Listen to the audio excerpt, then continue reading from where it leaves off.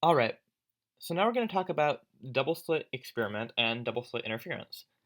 And we're going to use this complicated looking diagram right here, but don't worry too much about it looking complicated because I'm going to explain all the components step by step. So the setup for the double slit experiment, as the name suggests, means we have two slits in a wall. We have one right here and one right here, and we allow light to pass through both slits, and it'll pass through and it'll hit the second wall back here, and it'll produce an interference pattern on the wall. So what we would expect to happen is that some photons would pass through this slit right here, and say they would land like right here. And some photons would pass through this slit right here and land, say, right here. So we'd get like two lines of light. And that's what we'd expect to happen, just thinking of light as like particles, as a bunch of photons. But it turns out we actually get an interference pattern of a lot more than two lines of light. And this is because when the light passes through the two slits, it doesn't behave as a particle, but more like a wave, because light is both a particle and a wave. And so we have to consider its wave-like behavior when determining how it'll hit the wall, which is interesting. So to analyze the wave-like behavior, we're going to consider that there's going to be a light wave passing through this slit and a light wave passing through this slit. And for any given point on the wall, light that intersects that point on the wall, that hits that point on the wall rather, will have passed through both slits, and we want to figure out what the net light wave will be at that point, similar to what we did with thin film. So what we do here is we have some variables we define. We define little d as the distance between the two slits. We define L as the distance between the two slits and the back wall. And then we define y as the distance from, it should be from the center point, but I measured badly, the distance from this center point to this point of interest right here. And the point of interest is just like, will there be light at that given point? It can be any point we want, really. So, and a disclaimer, this diagram is really bad, but it gets the point across. If you want a better diagram, you should look at Miss German's Google Drive, because she has really good diagrams there that look a lot better than this one. But anyway, the general idea is that you want to determine the phase shift between this light wave coming from this slit and this light wave coming from this slit. And that phase shift will determine whether we get constructive or destructive interference at this point, similar to like what we did with thin film. So first we want to consider that like this green length here and this green length here are exactly the same. And the way the diagram is drawn, because this is the right triangle, they're not actually exactly the same. But just assume that I drew my diagram nicely because like I'm bad at drawing diagrams. And as it stands, like this length right here is small enough to be negligible. So these two lengths are essentially the same anyway. So the difference between this wave and this wave is this little red bit here, the phase shift, which I'm labeling m times lambda. The m is denoting the number of wavelengths, and lambda is, of course, the wavelength of light. So we want to be solving for m to determine how many phases of light this one has above this one. So if m happened to be an integer, like 1 or 5 or whatever, then these two waves would be perfectly in phase with each other, and that would result in constructive interference at this point because both waves would be hitting in exactly the same phase as with thin film. And that would mean we would have a super bright spot there, just like with thin film. And again, if they were in opposite phase, which would mean like m would be like 1/2 or 2.5 or something like that, then we would see perfectly destructive interference because the waves would be exactly opposite in their phase, meaning the light wouldn't even appear at all at that point. And one notable difference between this and thin film is that with thin film interference, the light was passing through the film and then bouncing back, so you have to multiply the length by 2, our L value would be multiplied by 2. In this case, the light is just going to the wall and not bouncing back, so we don't have to consider L multiplied by 2. So instead of like m being like 1/2 or 1/4, it would be 1 or 1/2 in this case, which is more intuitive anyway. The 2L throws a lot of people off in thin film. So now, how do we determine what m is anyway? Well, we use a little bit of trig. So these two angles right here turn out to be equal using a bit of geometry, and in my diagram, they're not actually equal. In fact, you can actually see visually that they aren't equal. They're off by like 10 degrees from each other. But again, that's not because they aren't actually equal. That's because I am terrible at drawing diagrams. If you look at the real diagrams in Miss German's Google Drive or somewhere else online, you'll find that the angles are actually equal. And a good exercise as like a sanity check is I recommend verifying this for yourself. Draw some extra lines into your diagram. Prove to yourself, make sure that you can convince yourself, not just me telling you, that these two angles are equal. Because the last thing you want to do in physics is, like, have someone just tell you that something is true without really understanding why it's true. Then you're not going to understand anything you're learning. So anyway, once you've taken this time to convince yourself that these two angles are true, the rest of it is actually kind of easy.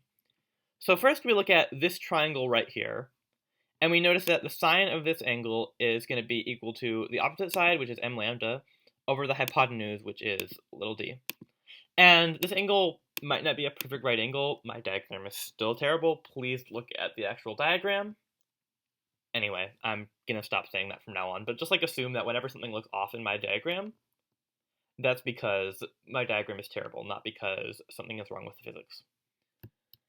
And now we look at this other instance of theta over here, and we see that the tangent of this angle is equal to the ratio of two lengths that we also know, because the opposite side is going to be this y distance that determines the point we're looking at, and the adjacent side is going to be this L distance, which is predetermined by the experiment setup. So we can say that tangent of theta is y over L. So now we have these two trig values, and now there's one more crucial step. What we want to do is assume that this length L is significantly bigger than this length D. And in the diagram, L is approximately the same size as D, is only like twice as big. In fact, it's almost exactly the same size, I think. But in the actual double slit experiment, the distance between the two slits will be extremely small. Like, a lot of the time it's in, like, micrometers or even nanometers. Whereas, like, the distance from the two slits to the wall is usually measured in meters. Or even if it's in centimeters, like, this distance is so much bigger than this distance that theta is going to be really, really, really small. And because theta is small, we can consider the definition of tangent of theta.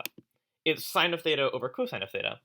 But we know that as theta gets really small, cosine of theta will approach 1. So for the really small theta that we have in this experimental setup, tangent of theta and sine of theta will be close enough together that they're actually going to be basically equal. And unlike the other things I've said where like it's just a diagram being bad, I don't want you convincing yourself that sine of theta and tangent of theta are actually equal to each other, because that's not true. They're just approximately equal to each other. And with a small enough theta, the margin of error in our approximation is going to be so small that we can essentially ignore it in the same way that we ignore friction in a lot of physics problems. So now that we know this, it's fairly easy to set up our problem. We just say that m lambda over d sine theta is equal to y over L tangent theta. And then we actually know lambda, d, y, and L. They're all given values in our problem. So we can just plug these in and do a bit of basic algebra to solve for m. Then once we've done that, it's a fairly easy step from there, because if m is an integer, then it's going to be constructive interference. And if m is something with 1/2 in it, like 1/2, 1/2, 2 1/2, etc., then it'll be destructive interference. And sometimes the problem will ask you, like, find the y value where there will be a bright spot or where there will be a dark spot. In that case, you just, like, do it in reverse order. Like, the first bright spot will be at m equals 1, m equals 2, etc. Or m equals -1, m equals -2 is on the other side. So you just plug in m instead and solve for y. Or if you're looking for the first dark spot, it would be m equals 1/2, m equals 1 1/2, etc. And you would just plug that in for m and solve for y. And basically, like, if you're given 4 of the 5 variables, you can determine the 5th one just by doing algebra. So yeah, that's double slit experiment interference for you, the Young's double slit experiment. I encourage you to do what I said earlier and verify for yourself that some of the things I said were true with a better diagram are actually true, and then go do some practice problems. Have fun with this. It's actually a really interesting experiment, so I hope you enjoyed learning about this. Peace out.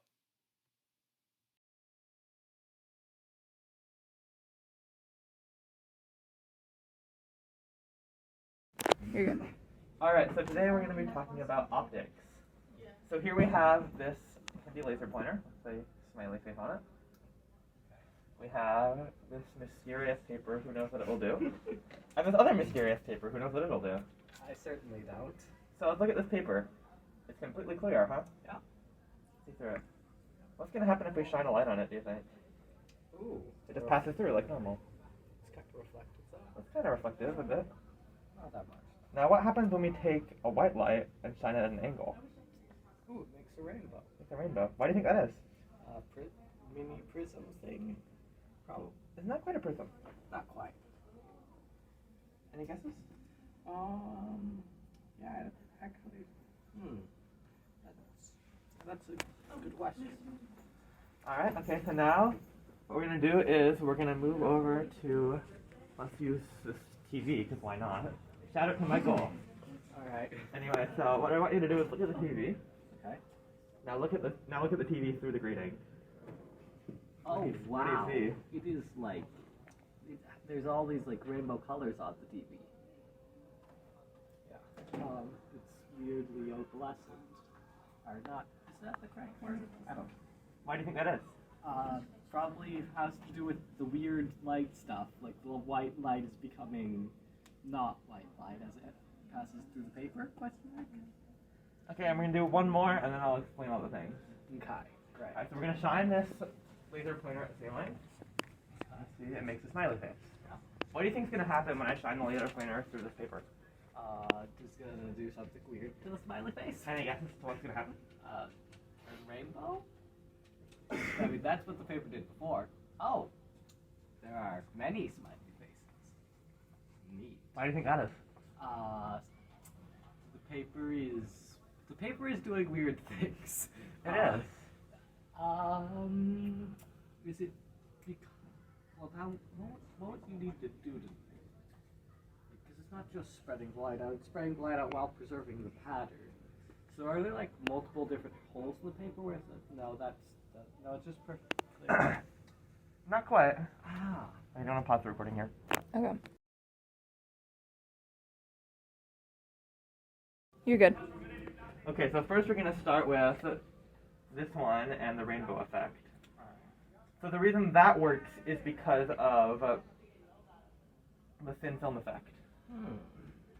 So some of the light is reflecting off the top of the film, and some of the light is reflecting off the bottom of the film.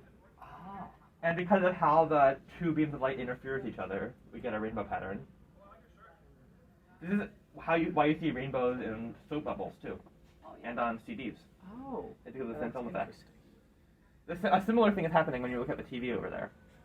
When you look at that through the paper, the different colors of light that make up white light are being diffracted through the paper, so it becomes a bunch of smaller images of each different color.